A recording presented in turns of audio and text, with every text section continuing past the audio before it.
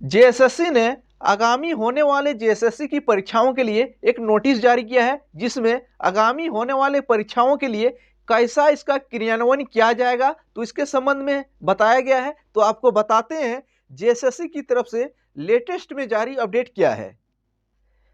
देख सकते हैं यह नोटिस जो है झारखंड स्टाफ सिलेक्शन कमीशन की तरफ से 17 जनवरी 2023 को जारी किया गया है। तो इस नोटिस में बोला गया कि जेएसएससी को ऐसा अनुभव हो रहा है कि आने वाले 3 साल में बड़े पैमाने पर नियुक्तियां होगी, इसलिए एक एडिशनल एजेंसी का चयन किया जा रहा है। तो यहाँ बोला है एडिशनल एजेंसी, यहाँ साफ साफ जिक्र किया है एडिशनल एजेंसी। इसके लिए टेंडर मांगा है, क्योंकि जेएसएससी में पहले से जो कार्यरत एजेंसी है, जेएसएससी को ऐसा लग रहा है जो पहले से कार्यरत एजेंसी है, अभी जो नियुक्तियां होगी वो एजेंसी सारा नियुक्ति पूरी नहीं कर पाएगी, इसलिए जेएसएससी को एक एडिशनल एजेंसी की जरूरत है। इसमें साफ साफ लिख दिया है additional agency required by the commission साफ। और जेएसएससी ने इसके लिए जो टेंडर आमंत्रित किया है, इसमें यह भी बोला गया है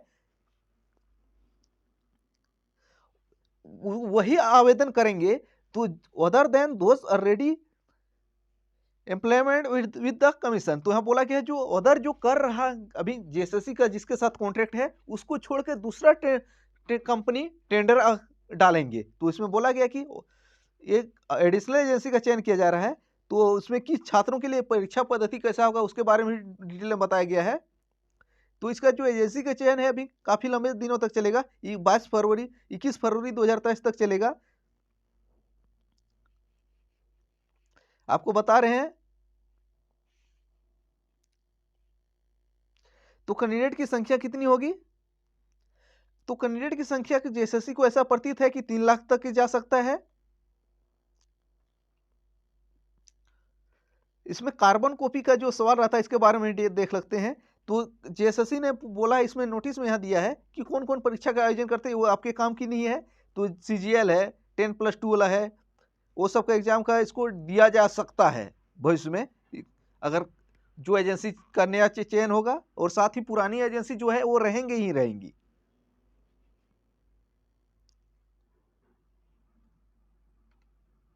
आप देख सकते हैं एग्जाम का मोड क्या होगा, ओएमआर। तो ओएमआर बेस्ड एग्जाम का बात बोला गया है कहीं पे, और कुछ एग्जाम के लिए सीबीटी का भी बात किया गया है, टेक्निकल वाले कुछ चीजों के लिए सीबीटी का भी बात बोला गया है।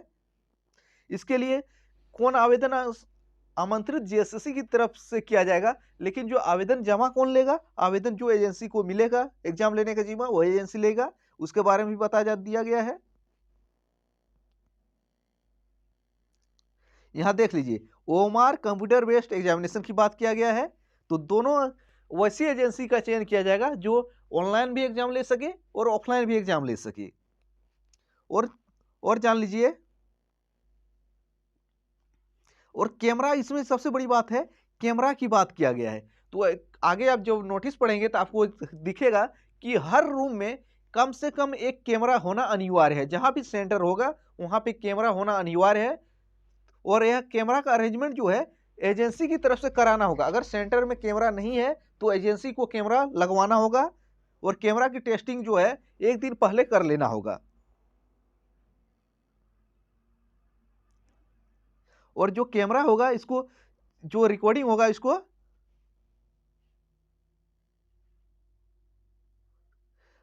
कमीशन को भी सौंप देना होगा।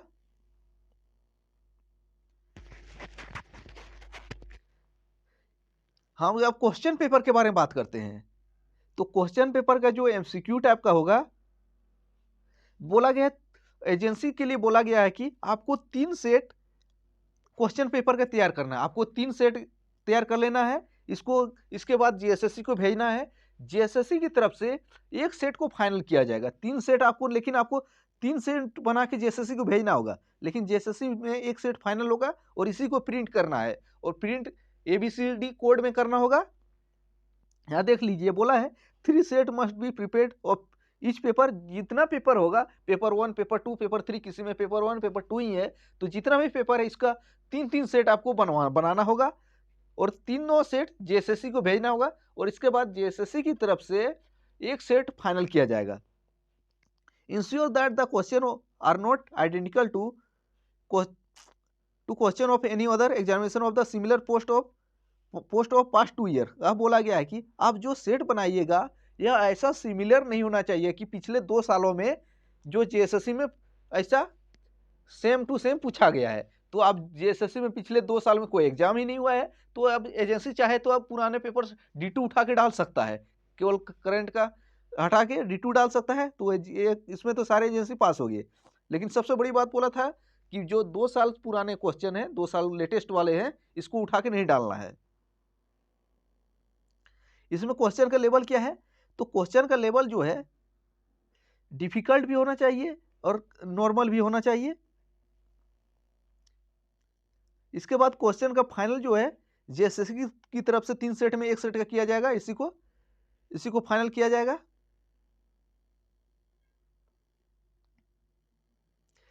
इसके बाद बोला है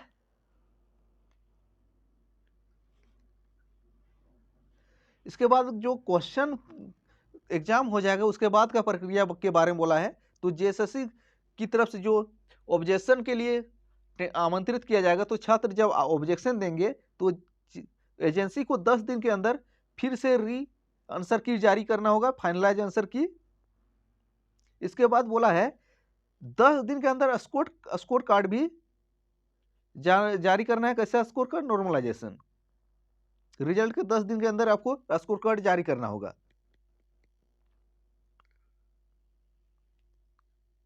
और साथ ही एजेंसी को बोला है आपको एक आदमी नियुक्त करना होगा जो जेएसएससी में कंपनी का रिप्रेजेंटेटिव होगा।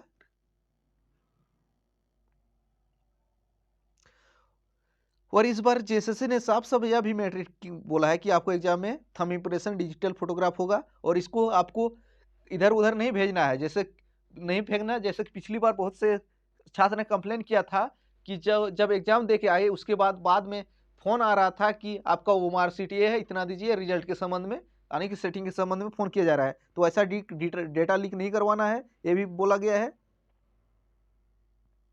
यार सबसे बड़ी बात है सीसीटीवी हर सेंटर में, हर रूम में लगाना है, और हर सेंटर में एक कंट्रोल रूम भी बनाना है। और यहां तक कि एंट्री और एग्जिट गेट पर भी आपको सीसीटीवी लगाना होगा।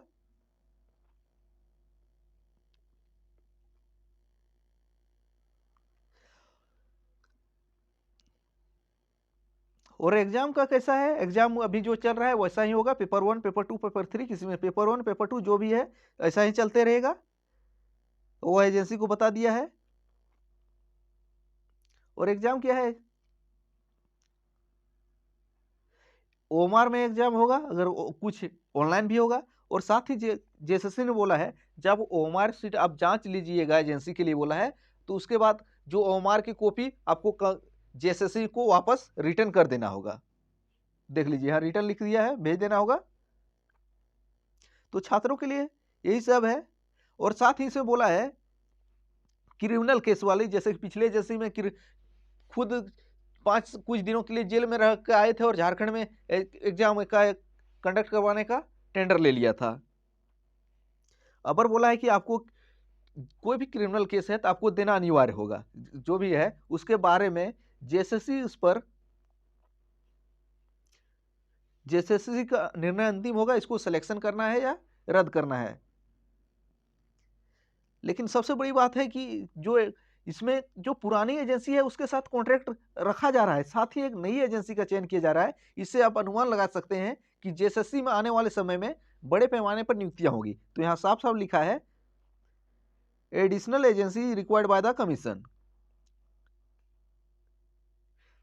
और जो 3 साल के लिए यह कॉन्ट्रैक्ट किया जाएगा। तो यह देख सकते, यही था जेएसएससी की तरफ से जारी महत्वपूर्ण नोटिस। अभी एग्जाम के संबंध में कोई जानकारी नहीं है, जब तक नियोजन नीति का कोई भी इम्प्लीमेंटेशन नहीं होता है तब तक कोई सूचना नहीं आएगी। सारा सरकार पर डिपेंड है कब नियोजन नीति का नया फॉर्मेट तैयार करके कैबिनेट से पारित करवाता है। उसके बाद अगर लिंक ओपन करना रहे तो जेएसएससी की तरफ से लिंक ओपन किया जाएगा। उसके बाद एग्जाम बड़ा फास्ट मोड में होगा, लेकिन इतना जान लीजिए एग्जाम जब भी होगा बड़ा फास्ट मोड में होगा, इसके लिए आपको टाइम नहीं दिया जाएगा। इसलिए अपने से अभी से प्रिपेयर रहिए।